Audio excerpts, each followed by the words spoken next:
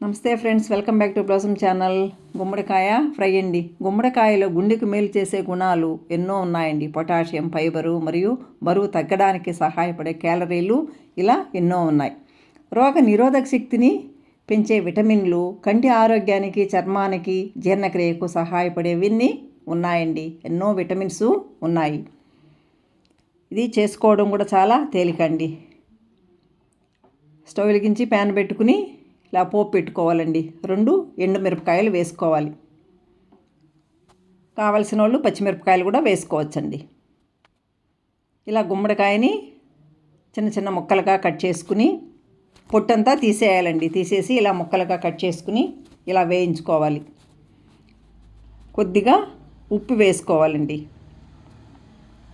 ఇలా మూసి పెడితే ఆవిరి మీద బాగా ఉడుకుతుంది. తొందరగా ఉడకాలంటే కొద్దిగా వాటర్ కూడా 1/2 గ్లాసు వేసుకోవచ్చు. లేదా అలానే లో ఫ్లేమ్లో ఉంచుకుని మనము కాసేపు మూసి ఉంచినామంటే బాగా ఉడుకుతుందండి మెత్తగా. కొద్దిగా స్వీట్ వేసుకుంటే చాలా చాలా బాగుంటుందండి. స్వీటు వద్దు అనుకునే వాళ్ళు కారం వేసుకోవచ్చండి.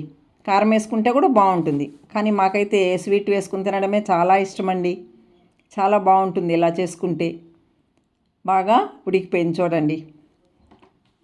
ఇది మనకి ఎన్నో రకాలుగా మేలు చేస్తుంది కాబట్టి మనము గుమ్మడికాయని కనీసము వారానికి ఒక్కసారైనా కూడా మనం తీసుకుంటే చాలా మంచిదండి.